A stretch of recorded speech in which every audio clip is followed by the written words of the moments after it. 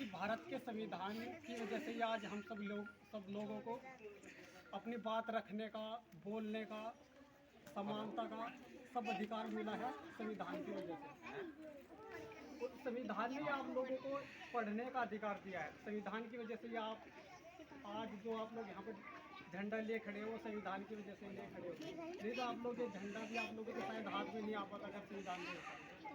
तो संविधान हम सभी लोगों को पढ़ना चाहिए।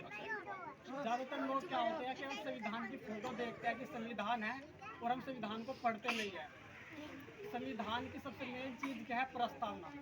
संविधान की प्रस्तावना में वो सारी चीज़ें दी गई है जो आप लोगों के लिए बहुत ज़रूरी है। तो संविधान की प्रस्तावना आप जो छोटे छोटे बच्चे हैं और भी लोग हैं स्कूल में जाते हैं, जो सरकारी स्कूल की जो किताबें मिली हुई है पहले ही पेज पे संविधान की प्रस्तावना होती है।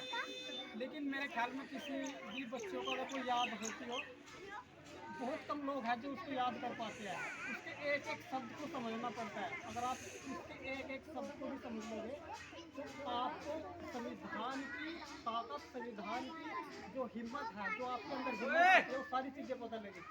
तो संविधान की एक प्रस्तावना है, वो मैं आप लोगों के सामने अभी आप लोगों के साथ साथ पढ़ना चाहता हूँ। सुनिए भाई, आप लोग भी संविधान की प्रस्तावना को मेरे साथ में दोहराएं ताकि आप लोगों को पता लगे कि संविधान के अंदर है क्या। हम हर रोज पढ़ते हैं, स्कूल में जाते हैं, किताब हमारे पास में होती है, संविधान की प्रस्तावना पहले ही पेज पे होती है, लेकिन कोई नहीं पढ़ना चाहता। पढ़ते भी है तो उसको समझना नहीं चाहते। तो उसको समझो क्या है, संविधान की प्रस्तावना क्यों दी गई है, वो पहले ही पेज पर पहली किताब में।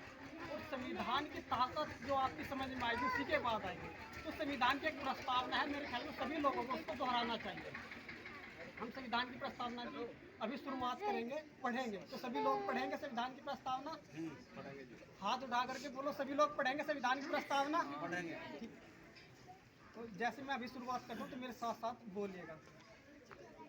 हम भारत के लोग भारत को एक संपूर्ण प्रभुत्व संपन्न समाजवादी धर्मनिरपेक्ष लोकतंत्रात्मक गणराज्य बनाने के लिए तथा उसके समस्त नागरिकों को सामाजिक आर्थिक राजनैतिक न्याय विचार अभिव्यक्ति विश्वास धर्म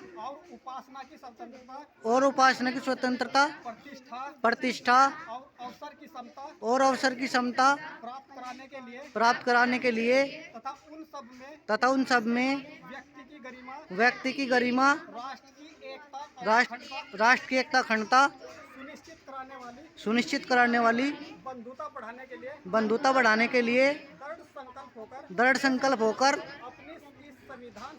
अपनी संविधान सभा में आज दिनांक 26 नवंबर 1949 को संविधान था हमारा पूर्ण रूप से 26 जनवरी को लागू हुआ, लेकिन इसको 26 नवंबर को लागू किया गया था। वो पूर्ण रूप से जो संविधान लागू हुआ था 26 जनवरी को लागू हुआ था। तो जो ये प्रस्तावना की जो बात की गई है तो 26 नवंबर को ये बात करेगा, आपके लिए संसाधन की बात करेगा। लेकिन क्या आप लोगों के पास वो रोजगार, वो संसाधन है? वो संविधान के थ्रू ही आप लोगों को मिल सकता है। आप लोगों को समझना पड़ेगा कि संविधान की एक एक शब्द के अंदर है क्या चीज़। संविधान ने कहा है कि धर्मनिरपेक्ष का मतलब है भारत